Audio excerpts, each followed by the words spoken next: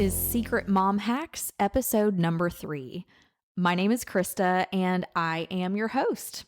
In today's podcast, we are covering breastfeeding, latching, nursing, and all that goes along with all that. What happens if baby isn't latching? Can nursing really be all that difficult? Am I a bad mom for using formula? We're going to cover lots of ground today. But before we get into the meat of this episode, I just want to say thanks for tuning in, Mama. As a first-time mom and as of this recording, chasing around a toddler that no amount of Googling, mom groups, or what to expect when you're expecting books were able to prepare me for, there's a lot of stuff people don't talk about. Pre-pregnancy, during pregnancy, postpartum, and as someone who was previously terrified of childbirth and parenthood, I'm here to help you pull back the curtain on all of it. And every now and then, it may get a little messy. We may share a little TMI, but that's why you're here, right? My goal is that you will leave every episode feeling refreshed, inspired, empowered, and hopeful, knowing that you are not on this mom journey alone. There's a lot of subject matter we have to cover when it comes to mom life, and we are leaving no stone unturned. Okay, so if you heard the first 2 episodes, now you're on episode 3, you know that the next step really in this mom journey is feeding the baby. So I was breastfed. My mother breastfed me. I can't remember how long. I should remember that. I'm sure she will know how long she nursed me. But I know that my mom was definitely a proponent, encouraging me to at least give breastfeeding a try, knowing that any amount that I could do would be worth it for baby. So I remember being in the hospital and then I believe they asked me, do you plan to breastfeed or are you going to use formula to feed baby? And so I let them know that I was planning to breastfeed and they said, okay, well, we will bring her to you and we will go over some different ways that you can hold her to ensure a proper latch, and we will help you out in this journey. And so I remember them bringing her to me and, holding her, following the different cradling styles, the different positions, I guess you would say, the different nursing positions that were comfortable for me and most efficient for her to create a good latch. And let me just tell you, latching is a beast. I feel like a lot of us really, when we envision a nursing mother with her baby, you think that it's just the most natural, easy thing that both mom and baby would just immediately know how to do, right? You would think that it's just ingrained in the two of you that, this is so natural. This is how people since the beginning of time have had their first taste of food, right? If you're a baby back in the Stone Age days, back in the cave days, and you have a nursing mama, that this should be like the most natural, easiest thing in the world. It is not, because that is what I thought. Nobody told me how difficult breastfeeding could be. And so I know some moms who, they took to it like it was so easy and super simple, baby latched, and they were off to the races. My story is not the same. So I was doing everything the nurses and the lactation consultants in the hospital were telling me to do. I was holding her, in a certain way. I was paying attention, to how she was latching and all of that. And she just was not getting the best latch. And then therefore that was not stimulating the letdown of milk. These are all terms I had no idea what they meant, no clue they existed, again, until I was in the hospital and until I started going down this path. Nobody prepared me prior to having my baby. Nobody prepared me about the breastfeeding journey and the obstacles that you could experience. So anyway, the latch was kind of not working out. We just weren't getting the best latch. So that meant the milk wasn't coming out. And really, baby wasn't getting sufficiently fed. So the good news is the hospital was very helpful. They said, well, what we need to do, since you've never nursed before and we definitely need to get baby her food, we're going to bring in a breast pump and you are going to pump to get the milk out, and then you will bottle feed her. Now, of course, that is not ideal. There are certain hormones and just certain chemicals and things that are stimulated when baby is at breast nursing. But that is better than just giving up and throwing in the towel, right? I still knew that it would be worth it to get her my milk. And so they brought in a hospital grade pump for me to pump milk. And what do you know? The milk starts flowing, my friends. When I get all hooked up to the breast pump, the milk starts flowing. I'm able to fill up enough for her very first feed. And so I bottle fed her with my milk, which was still very exciting and, made me feel good to know that, hey, I made this and she is enjoying that. But of course she sucked that down quickly and went fast to sleep. And next thing I knew, in a couple of hours, it was kind of just time to do it all over again. And so again, for those of you moms who have nursed before, you would know this, but again, if you're like me and you have no idea how this process works and you've never been through it before, you kind of have to, basically, the more times baby feeds, the more milk that gets made. And so similarly, the more often you pump, the more that stimulates more milk production. Okay.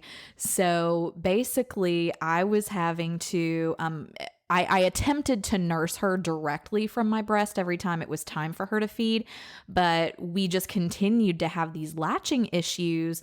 And seriously, guys, trying every position, just, trying all of the things to get her to form this proper latch, and it just was not working out. So we kept trying, still just not sufficiently removing the milk from my breast to the baby. And so I kept having to pump while in the hospital to feed her. And so feed her through a hospital, baby bottle with my milk.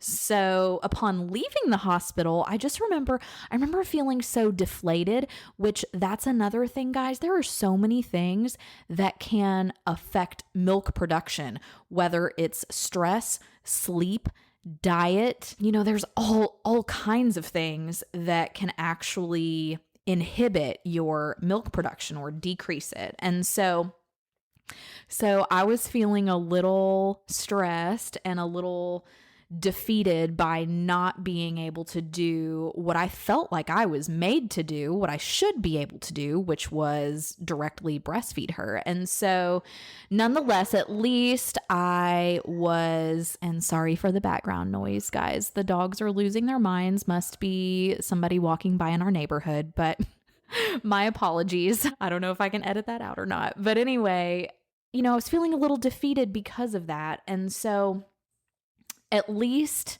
I knew at least, like I said, it was worth it. Any of my milk that I could give her was worth that effort. And so anyway, it was still important to me to try.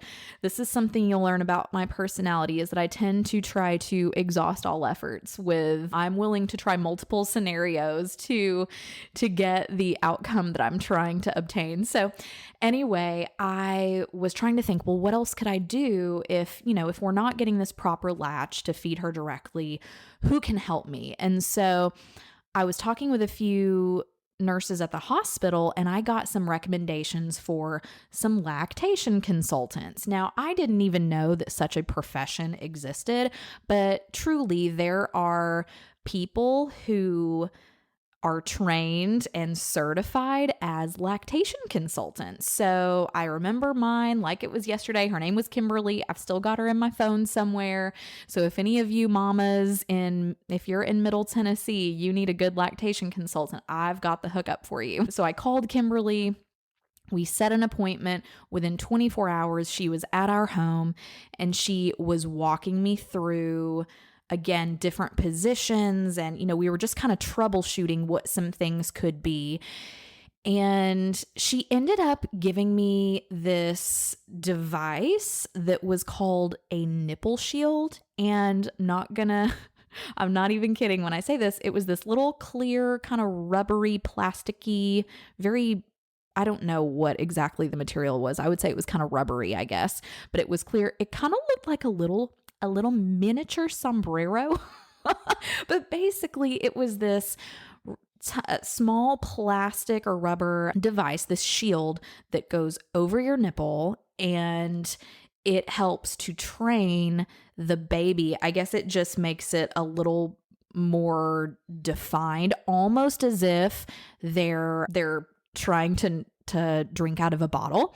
It kind of makes your breast a little more to that shape, I guess you would say. So we use that nipple shield, and I will never forget. So the baby can nurse while you're wearing that nipple shield. And my lactation consultant told me, you'll want to use that nipple shield for, say, maybe 2 or 3 weeks. I think it was. Don't hold me to that. But the goal is to use it less and less. So again, the immediate goal is just to get baby to nurse directly from you, right?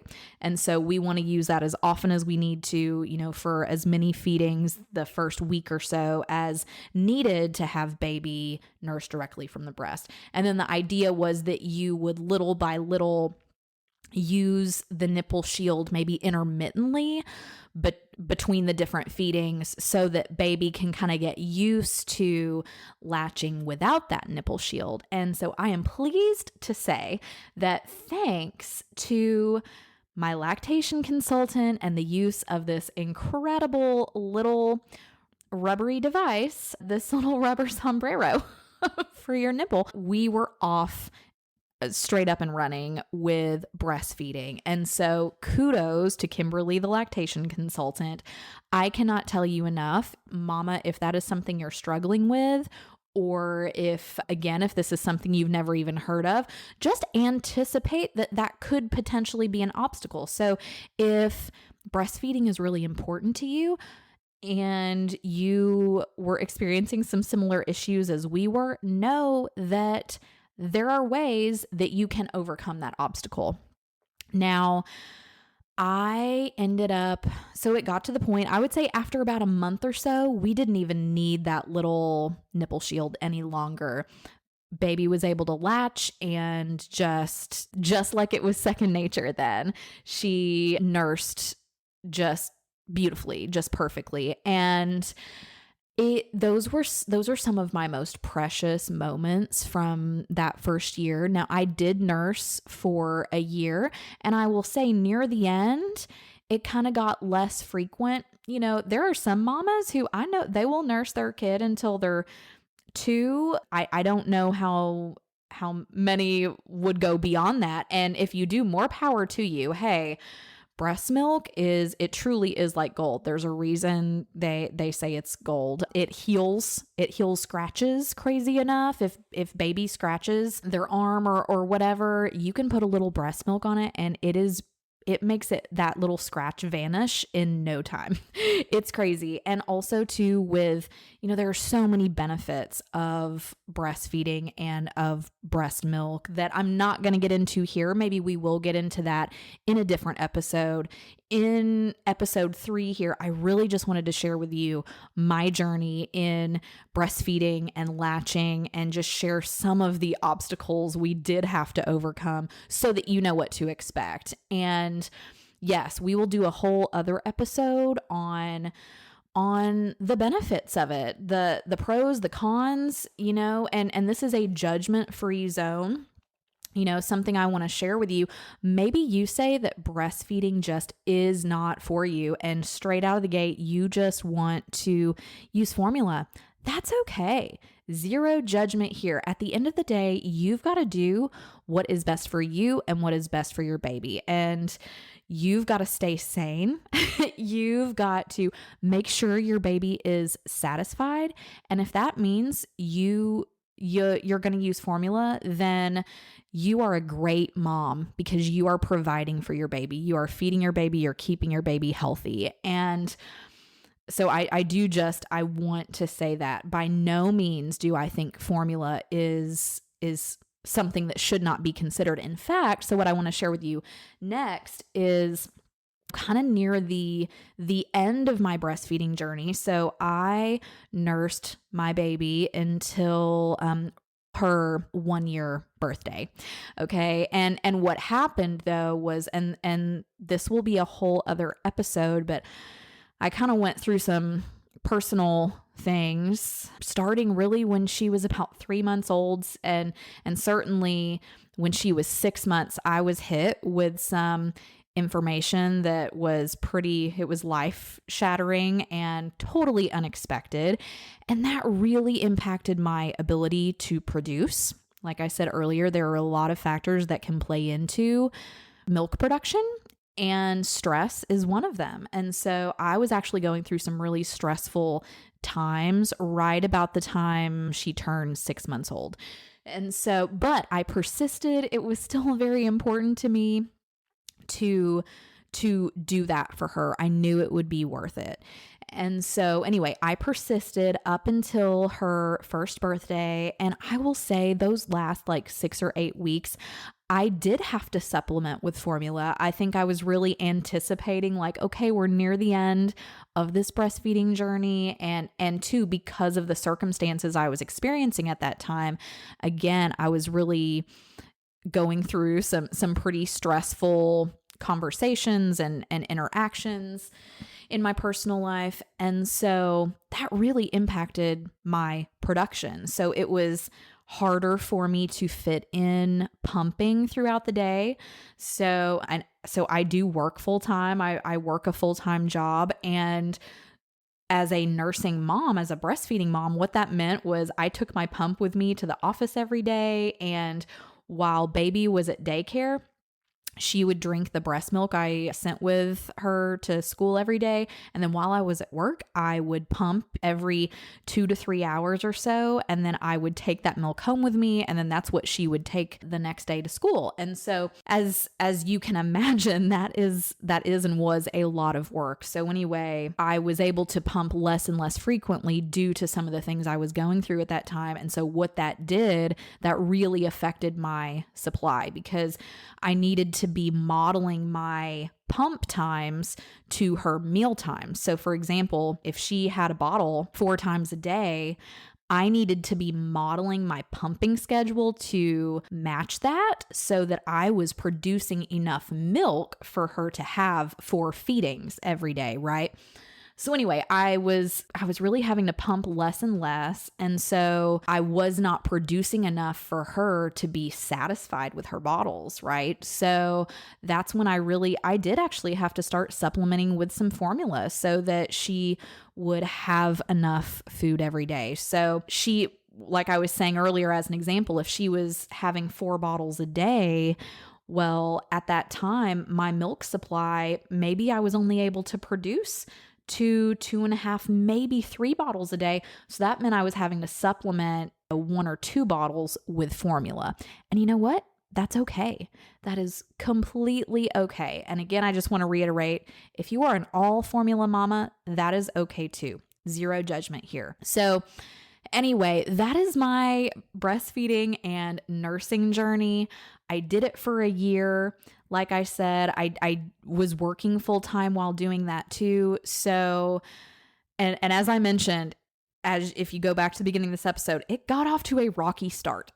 Nursing was not easy to get up and running off the ground for me. So if you are having a similar experience and it's something that's really important to you to make happen, then know that you can do it, mama. Know there are ways, there are specialists out there who can help you.